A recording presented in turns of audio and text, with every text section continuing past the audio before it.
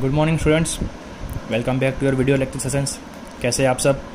हम बात कर रहे हैं chapter number 3 microorganism standard 8 की। आज हम चैप्टर ख़त्म कर रहे हैं। आपका आखिरी 2 टॉपिक बचा है, वायरसेस और प्रिजर्वेशन ऑफ फूड।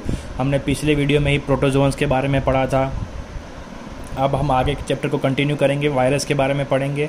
फिर इन 5 जो माइक्रो ऑर्गेनिजम्स हमने इस चैप्टर में डिस्क्राइब किए हैं या फिर पढ़े हैं या फिर हमने इनके बारे में कुछ जाना है, उन सब से हमारे खाने पीने की चीज़ों को कैसे बचा सकते हैं, उसके अलग अलग 5 या 7 मेथड्स आपको दी हुई है जिससे खाना हम बचा सकते हैं, वो हम पढ़ेंगे। तो स्टार्ट करते हैं आज का टॉपिक, वायरसेस। तो virus basically they are dead things, right. वो मरी हुई चीज़ होती है। कैसे? तो वायरस तभी एक्टिव होता है जब वो आपकी या फिर किसी भी होस्ट की बॉडी में कांटेक्ट में आए। अगर वो एटमॉस्फेयर में या फिर ज़मीन पे या फिर कहीं पर भी किसी भी सरफेस पर पड़ा है तो that is in non living state. लेकिन जैसे ही वो आपकी बॉडी के अंदर एंटर होगा, it starts reproducing, right. This is the biggest threat, ठीक है। सबसे ख़राब चीज़ है, सबसे गंदी चीज़ है। और अभी हम लोग एक वायरस के वजह से ही अपने अपने घरों में बैठे हैं, राइट। कोरोना वायरस जब एक आदमी के अंदर होता है तो वो इतनी जल्दी से बढ़ता है, इतनी जल्दी से फैलता है कि उस आदमी को बचाना बहुत मुश्किल हो जाता है।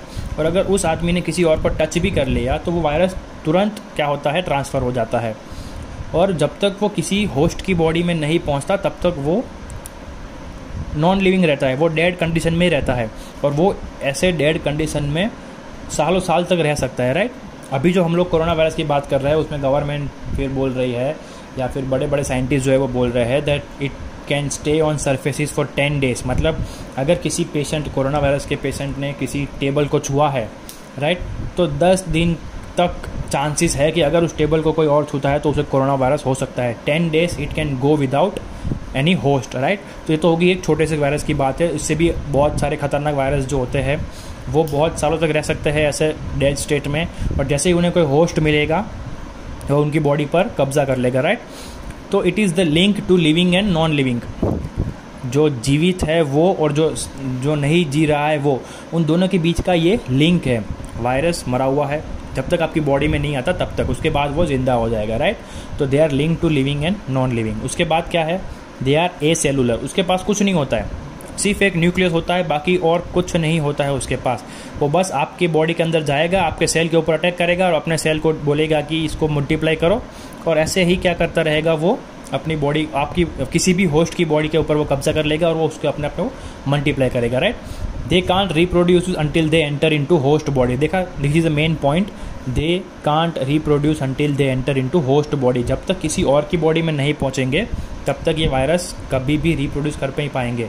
इसीलिए अभी आपको सलाह दी जा रही है कि हैंड सैनिटाइज़र जितना हो सके उतना यूज़ कियो, राइट। घर के अंदर भी अगर कोई आपको लगता है कि सर्दी या जुकाम वाला कोई आदमी है और वो यहाँ वहाँ छू रहा है तो उन जगहों पे आपको क्या करना है, डिसइंफेक्ट करना है, आपको सैनिटाइज़र यूज़ करना है, आपको लिक्विड जो आते हैं डिसइंफेक्शन के लिए वो यूज़ करना है, राइट। तो वो क्या होगा, उसको मार देगा, वो अल्कोहल उस वायरस को ख़त्म कर देगा और आगे डिजीज़ स्प्रेड होने से बचा सकता है। क्योंकि डिजीज़ कब स्प्रेड होगी, जब ये वायरस आपकी बॉडी में आएगा और वो क्या करेगा, दे विल स्टार्ट रिप्रोड्यूसिंग। वो वायरस की गिनती बढ़ता जाएगा, हमारी बॉडी के जो अच्छे सेल्स होते हैं उन्हें मारता जाएगा और फिर हमारी बॉडी के ऊपर वो कब्जा कर लेगा। इवेंचुअली हम क्या हो जाएंगे, मर जाएंगे, राइट।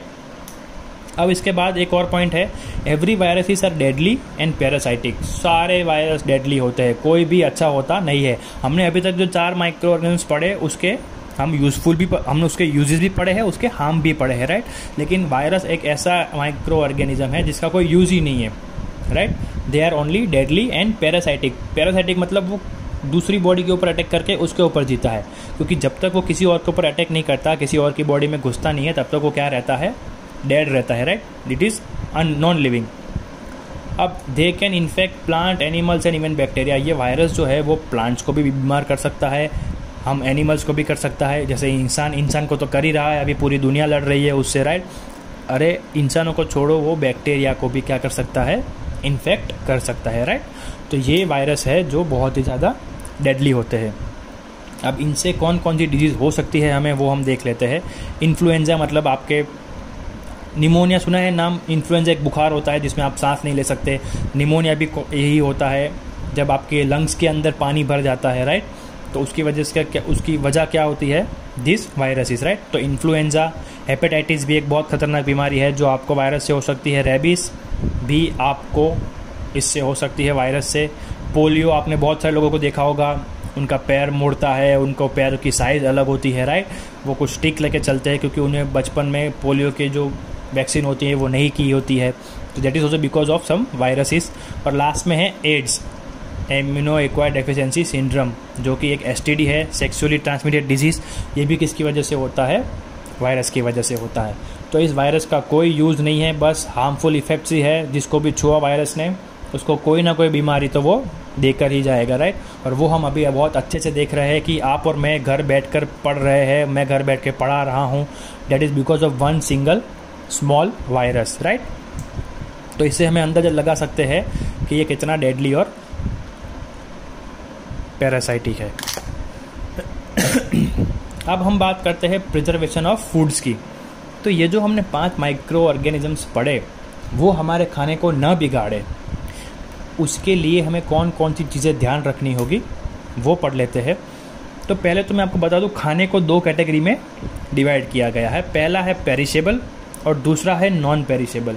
अब देखो, नॉन पेरिशेबल कौन सा होता है, खाना जो लंबे समय तक बिगड़ता नहीं है, जैसे कि सीरियल्स और पल्सेस, गेहूँ, चोखा, ये बड़ी वस्तुओं, ये जो सारी चीज़ें होती है ये कभी भी लंबे समय तक बिगड़ेगी नहीं, राइट। आप उसे एयर टाइट चीज़ों कंटेनर्स में बंद कर दो तो वो लंबे समय तक प्रिजर्व रहेगी। लेकिन फ्रूट्स, वेजिटेबल्स, मिल्क, ये सारी चीज़ों को आपको फ्रिज के अंदर रखना पड़ेगा और आपको थोड़े दिनों के बाद उसे यूज़ करना पड़ेगा, या फिर वो फ्रिज में भी बिगड़ना स्टार्ट हो जाएगा, राइट। तो वो हो गए नॉन पेरिशेबल। और ये जो गेहूँ था, जब गेहूँ कठोरे बदो तो they are non perishable, right, dry things. तो खाने की 2 कैटेगरी हो गई। इससे हमें पता चलेगा कि कौन से खाने को हमें किस तरह से प्रिजर्व करना है, राइट। तो there are many ways of preserving food which includes creating conditions different for microorganisms to survive. अब हमें खाना कैसे बचाना है, तो हमें ऐसी कंडीशन पैदा करनी पड़ेगी जिससे ये माइक्रो ऑर्गेनिजम्स उस कंडीशन में बढ़ ना सके, ग्रो हो ना सके और जी भी ना सके, राइट। अगर उसे फेवरेबल कंडीशन मिल गई तो वो बढ़ेगा, लेकिन अगर कंडीशन ही नहीं मिले उसे जीने की या ग्रो होने की तो वो ग्रो हो पाएंगे नहीं, राइट। तो एक बाद एक देख लेते हैं कौन कौन सी प्रोसेस हम कर सकते हैं खाने बचाने के लिए। तो हमारी पहली प्रोसेस है ड्राइंग की, जो हम बहुत ऑफनली यूज़ करते हैं। कैसे यूज़ करते हैं, तो हम लोग जब भी गेहूँ घर पर आते हैं तो उसे साफ़ करके ऊपर आंगन अगासी पर रख देते हैं सुखाने के लिए, तपने के लिए, राइट। हम उसे हीट करते हैं सनलाइट में, उससे वो ड्राई हो जाएंगे, राइट। पापड़ जो होते हैं वो हम गरम करते हैं, तड़के के ऊपर रख देते हैं, राइट, छत के ऊपर। चिप्स जो होती है हमारी पैकेट में वो भी ऐसे ही बनती है, ड्राई कर देते हैं। अब ये ड्राई क्या करते हैं, ड्राई मतलब क्या, तो वो उसके अंदर का जो पानी या फिर मॉइस्चर होता है वो निकाल देते हैं। क्यों, क्योंकि बैक्टीरिया और फंगाई को क्या चाहिए, मॉइस्चर चाहिए ग्रो होने के लिए। अगर मॉइस्चर ही नहीं मिलेगा तो बैक्टीरिया फंगी ग्रो नहीं होंगे, और अगर ग्रो नहीं होंगे तो हमारा खाना बिगड़ेगा नहीं। तो first process of preserving food is drawing, right. ये पहली टेक्निक है। कौन कौन से खाने, तो पल्सेस, पापड़, चिप्स, ये सारी चीज़ें हम इसे बचा सकते हैं। दूसरा है फ्रीजिंग। अब हमने यहाँ पर ड्राई किया, वहाँ पर हम फ्रीज करेंगे, ठंडा कर देंगे पूरा। कैसे, another way is to store food at low temperature. अब ये बहुत सारे लोग आजकल करते हैं, ट्रेंड हो गया है, डीप फ्रीज कहते हैं जिसे हमें आज कोल्ड स्टोरेज भी बोलते हैं, कि सीज़न के बिना भी आपको जो फ्रूट खाना है वो आपको मिल जाता है, राइट। हम लोग अभी समर गया तो हम लोगों ने आम काट के डीप फ्रीज कर दिए होंगे, वो मानसून या विंटर में भी खा सकते हैं फ्रीजर में से निकाल के। तो हमने उसे क्या किया, हमने उसे डीप फ्रीज कर दिया, एकदम लो टेम्परेचर पे उसे क्या कर दिया, प्रिजर्व कर दिया, राइट। इसे हम क्या बोलेंगे, कोल्ड स्टोरेज बोलेंगे। और ये स्पेशली किसके लिए यूज़ होता है, पेरिशेबल फूड आइटम्स, मतलब कि फ्रूट्स हो गए, वेजिटेबल्स हो गए या फिर मिल्क प्रोडक्ट्स हो गए हैं, इन सभी को हम फ्रीज कर देंगे बहुत लो टेम्परेचर तक, तो वो बहुत लंबे समय तक क्या कर सकते हैं, हम प्रिजर्व कर सकते हैं, राइट। अब तीसरा है एडिंग प्रिजर्वेटिव। खाने के अंदर आप ऐसा कुछ मिला दो जो खाने के अंदर माइक्रो ऑर्गेनिजम्स को ग्रो होने नहीं देंगे। वो कौन कौन सी चीज़ें हैं, तो सॉल्ट, नमक, शुगर, विनेगर, ऑयल, राइट। ये सारी चीज़ें क्या करती है, माइक्रो ऑर्गेनिजम्स को ग्रो होने से बचाती है। जैसे कि हम फ्रूट्स का या फिर वेजिटेबल्स का अचार बनाते हैं, पिकल, राइट। उसमें हम तेल डालते हैं, हम विनेगर डालते हैं, हम नमक डालते हैं। उससे क्या होगा, माइक्रो ऑर्गेनिज्म उस पर ग्रो हो सकते नहीं है। लेकिन हाँ, अगर आपने उस पिकल या फिर जो हम अथाना बोलते हैं उसके डब्बे को खोला और ठीक से बंद नहीं किया, मतलब कि उसमें मॉइस्चर घुस जाएगा, भेज आ जाएगा और फिर उसके अंदर फंगस ग्रो हो सकता है। आपने बहुत बार देखा होगा कि घर पे आप अचार लाने के लिए डब्बा उतारते हो तो ऊपर वाइट कलर का एक लेयर होता है, वो किसका होता है, फंगी का होता है। उसे हमें निकालना पड़ता है, राइट। क्यों? क्योंकि उसके अंदर आपने मॉइस्चर आने दिया, आपने ठीक से बंद नहीं किया, तो उसके अंदर घुस गया मॉइस्चर और फंगाई ग्रो हो गया, राइट। तो क्या हो सकता है, हम ये प्रिजर्वेटिव ऐड कर सकते हैं, सॉल्ट, शुगर, विनेगर और ऑयल जैसे। अब इनके अलावा मार्केट में और भी रेडीमेड प्रिजर्वेटिव्स वाले खाने आते हैं जो हम रोज़ यूज़ करते हैं। जैसे कि सब लोग सॉफ्ट ड्रिंक्स पीते हैं। सॉफ्ट ड्रिंक्स मतलब थम्स अप, फेंटा, कोका कोला, ये सारी चीज़ें क्या होती है, सॉफ्ट ड्रिंक्स हो गई। अब इनको तो बॉटल में पैक किया जाता है और बॉटल तो पड़ी रहती है, कभी गोडाउन में होती है, कभी फ्रिज में होती है, तो वो बिगड़ता क्यों नहीं है बॉटल्स में। तो वो बॉटल एयरटाइट रहती है और उसके अंदर साइट्रिक एसिड करके एक प्रिजर्वेटिव आता है, वो डाला जाता है ताकि माइक्रो ऑर्गेनिज्म ग्रो हो पाए नहीं। अब उसके अलावा फ्रूट जूसेस, आजकल फ्रूट जूसेस भी आने लगे हैं, राइट, बच्चों के लिए, बड़ों के लिए। तो वो भी तो कभी गोडाउन में पड़े रहेंगे, कभी बाहर तड़के में पड़े रहेंगे, कभी फ्रिज में जाएंगे, तो वो भी नहीं बिगड़ते हैं। तो उसमें यूज़ होता है सोडियम बेंजोएट, राइट। ये भी क्या है, एक प्रिजर्वेटिव है जो माइक्रो ऑर्गेनिज्म्स को ग्रो नहीं होने देता है। अब हम आगे बढ़ते हैं और 4-5 बाकी है, देख लेते हैं। अब नेक्स्ट हमारा है, हमारे पास हीटिंग का ऑप्शन है। और हीटिंग तो हम रोज़ करते हैं, घर पे रोज़ ही करते हैं। हम लोग हर रोज़ दूध उबालते हैं। क्यों? क्योंकि हीटिंग से माइक्रो ऑर्गेनिजम्स मर जाते हैं। कोई भी माइक्रो ऑर्गेनिजम्स 100 या 150 टेम्परेचर सहन नहीं कर पाता है, और जब हम दूध गर्म करते हैं तो वो मर जाता है, राइट। तो heating kills micro organisms, right. अब इसके बाद एक और है नया वर्ड आपके लिए, पेस्चुराइजेशन। अब ये पेस्चुराइजेशन क्या है, तो ये एक प्रोसेस है खाना पैक करने की अच्छे से, जो was invented by French chemist Louis Pasteur. अब इसका नाम है लुइस पैस्चर बंदे का, उसी के नेम के ऊपर से ये प्रोसेस का नाम है पेस्चुराइजेशन। उसने क्या किया था, वाइन, अब फ्रेंच कंट्री मतलब जर्मनी, स्वीडन, डेनमार्क, राइट, वहाँ पर ठंडी ज़्यादा रहती है तो उन लोगों को दारू पीना पड़ता है, राइट। वाइन वो लोग पीते रहते हैं, तो वाइन बिगड़े नहीं उसके लिए उसने क्या किया था, उसने वाइन को 60 डिग्री सेल्सियस पे गर्म किया और फिर उसको पैक कर दिया ताकि वो लंबे समय तक स्टोर हो सके। तो इसी आइडिया के ऊपर से फिर लोगों ने क्या किया, दूध के साथ यही काम किया। उन्होंने क्या किया, this process we now use this process for milk at 62 degree Celsius. उसने वाइन को 60 पे गर्म किया, हम दूध को 62 डिग्री पे गर्म करते हैं। इतना गर्म करने के बाद दूध को 62 डिग्री पे हम उसे झल से ठंडा कर देते हैं, quickly cooling it and storing it. जो सील्ड डब्बे आते हैं स्टरीलाइज्ड, जो 100% सेफ होते हैं, उसके अंदर पैक करके फिर मार्केट में जाने देते हैं। तो दूध साफ कैसे होता है, ड्यू टू पेस्चुराइजेशन। कितने टेम्परेचर पे होता है, तो 62। किसने इन्वेंट किया था, लुइस पास्चर नाम के आदमी ने किया था, राइट। अब इसके बाद है कैनिंग। तो कैंड फूड मतलब जो डिब्बों में आता है, हमारे यहाँ पे डिब्बों में खाना कम मिलता है। आउटर कंट्रीज़ में जब आप जाओगे तो डिब्बे के अंदर खाना पैक मिलता है आपको। तो वो भी ऐसे बनता है, क्या होता है, जो खाना पका हुआ है उसको फुल गर्म कर देंगे एट हाई टेम्परेचर, और उसके बाद कैंस जो होते हैं स्टील के, एल्यूमिनियम के, एसएस के, उसके अंदर क्या कर देंगे, उसे सील कर देंगे एयर टाइट, राइट। मतलब वो खाना उसमें प्रिजर्व हो गया, जब आप खोलोगे तब आपको खाना मिल जाएगा। यहाँ पर कैंड फूड बहुत कम मिलता है, मेट्रो सिटीज़ में मिलता है, क्योंकि हम लोग रोज़ घर पे पका के खाते हैं। हमारे यहाँ के कल्चर नहीं है कि भाई मन किया तब जाके कुछ भी खाने का लेके आ गए, पैकेट खोला और खा लिया।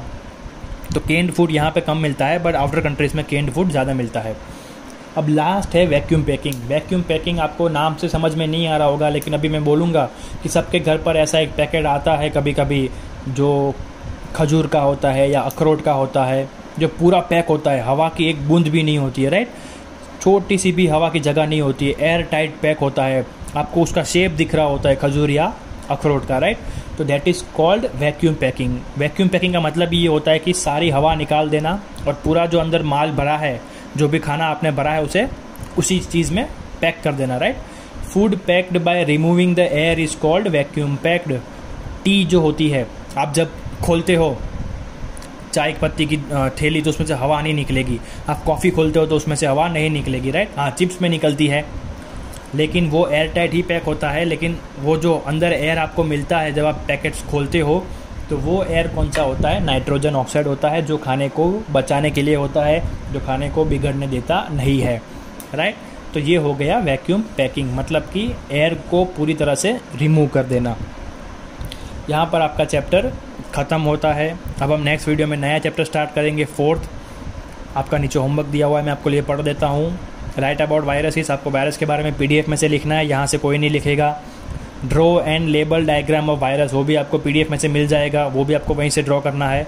और तीसरा है write briefly about different types of method to preserve food. ये जो 7 या 8 जो हमने पढ़े प्रिजर्वेशन ऑफ फूड, ये भी आप PDF में से ही लिखोगे, राइट। तो होमवर्क करते रहिए, होमवर्क भेजते रहिए। मैंने पिछली वीडियो में भी बोला था कि आपका होमवर्क बहुत कम आ रहा है, तो वर्क ऑन दैट। फिर आपके लिए ही दिक्कत होगा, करना तो पड़ेगा ही आपको, आज नहीं तो कल, कभी भी करना पड़ेगा। अगर आपको लगता है कि बाद में कर लेंगे तो ठीक है, फिर आपके लिए दिक्कत बढ़ जाएगी। तो अभी करो, अभी भेजते रहो, अभी टाइम है आपके पास बहुत सारा। फिर पता नहीं टाइम मिले ना मिले, कोर्स हमें पकाना होगा, राइट। बहुत सी चीज़ें एक साथ हो जाएगी, तो होमवर्क करते रहिए और भेजते रहिए। मिलते हैं अगले वीडियो में, तब तक stay home, stay safe, good bye.